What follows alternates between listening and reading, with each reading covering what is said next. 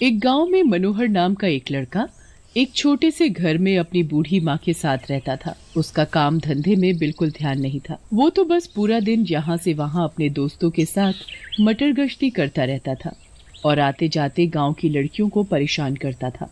एक दिन मनोहर अपने दोस्तों के साथ कुएं के पास खड़ा था और वहाँ कुछ लड़कियां पानी भर रही थी। मनोहर उन लड़कियों को देखकर उन्हें छेड़ने लगा। अरे ओ मनोहर, अपनी हरकतों से बाज आजा, वरना किसी दिन बहुत पिटेगा।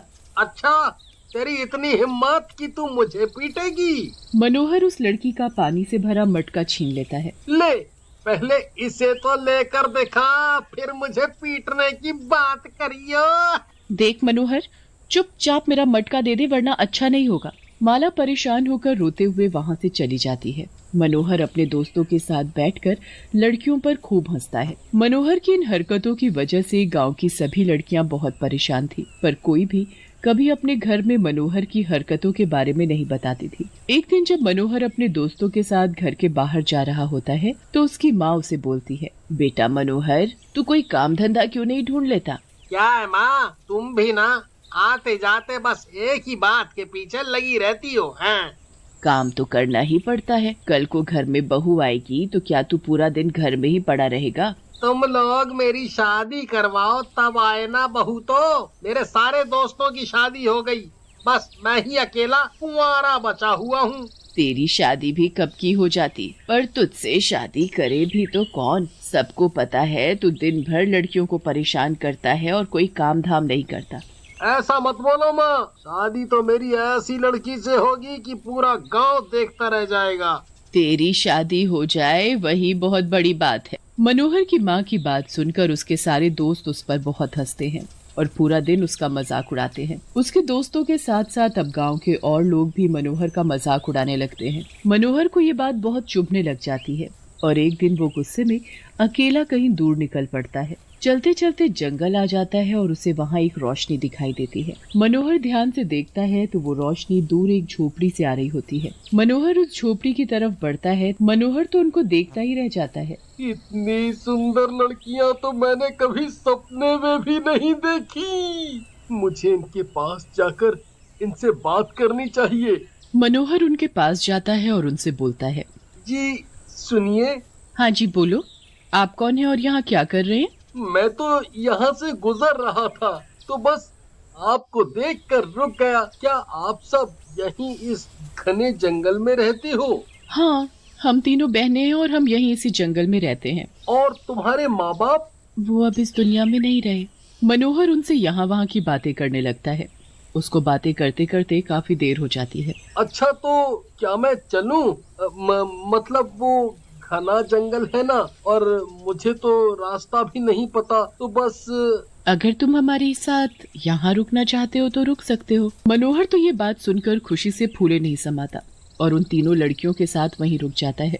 रात भर मनोहर उन लड़कियों के साथ ढेर सारी बातें करता है। मनोहर के मन में ख्याल आता है कि काश उनमें से कोई एक लड़की उससे शादी कर ले, पर उसे समझ नहीं आता कि वो कौन सी लड़की से शादी की बात करे। तीनों ही लड़कियां बेहद खूबसूरत और अच्छी होती हैं।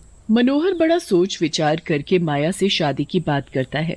तुम बहुत ही अच्छी और सुंदर हो, क्या तुम मुझसे शादी करोगी?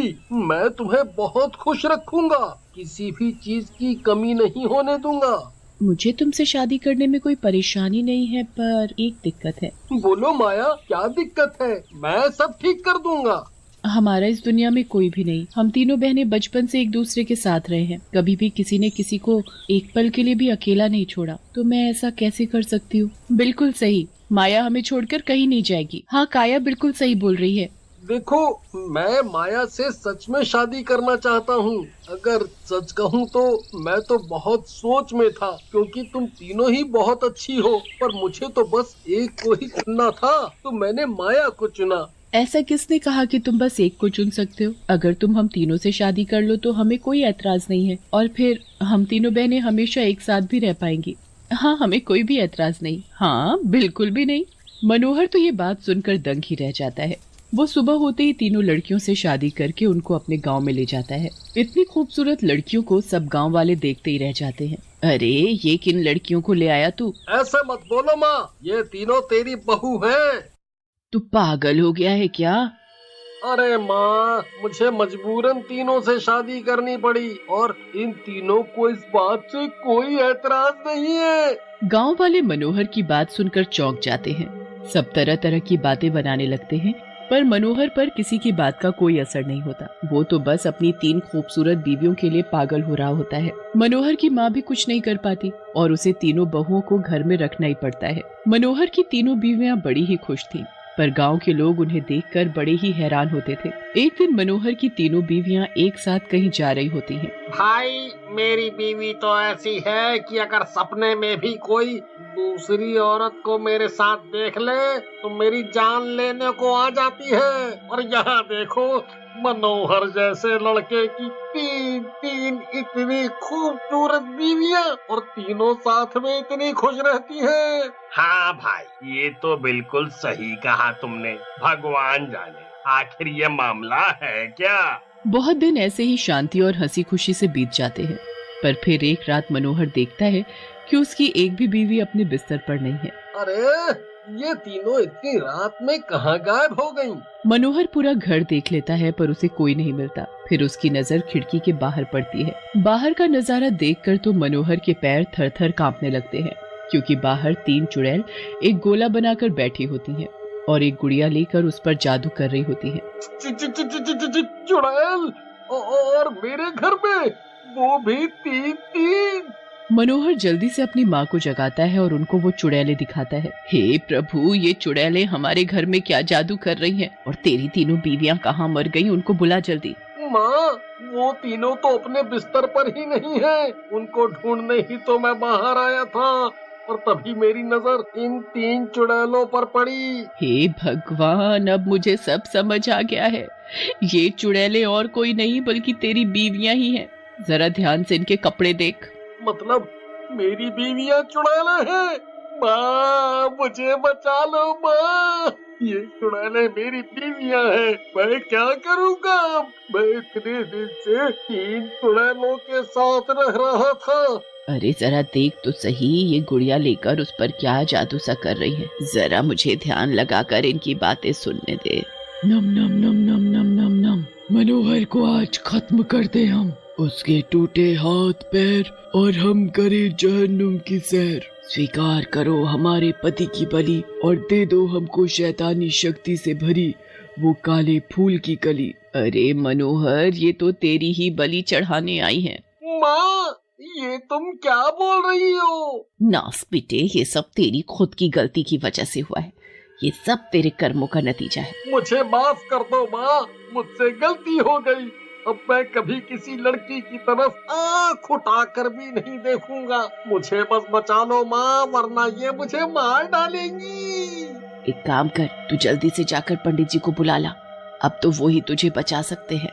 चुड़ैल मनोहर के नाम की गुड़िया पर अपना जादू टोना करती रहती है और मनोहर गांव में चिल्लाता हुआ पंडित को बुलाने लगता है। मनोहर की आवाज सुनकर सब गांव वाले नींद से जागकर घर के बाहर निकल आते हैं। अरे भाई, क्या हो गया है? क्यों चिल्ला रहे हो? मनोहर पंडित जी को सारी बातें बताता है। पंडित जी जल्दी से मनोहर के साथ उसके घर पहुंचते हैं और उनके साथ गांव के और लोग भी मनोहर के घर पहुंच जाते हैं। छोड़ दो उस गुड़िया को और चली जाओ यहाँ से, वरना मैं तुम सबको खत्म कर दूंगा।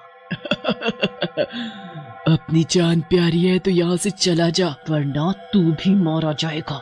पंडित जी चुड़ैल के चारों ओर भभूत का एक घेरा बनाते हैं और उन चुड़ैलों पर लगातार गंगा जल छिड़कने लगते हैं। गंगा जल की वजह से चुड़ैलों का शरीर जलने लगता है। ये मनोहर हमारा पति है, हम इसे मारकर ही यहाँ से जाएंगे। अब तुम मनोहर का कुछ नहीं बिगाड़ सकती और तुम तीनों भी अब मुझसे नहीं बच पाओगी। तू हमारा कुछ नहीं बिगाड़ पाएगा। जाओ, जल्दी से लकड़ियां लाकर इस घेरे में डाल दो और इन चुड़ैलों को आग लगा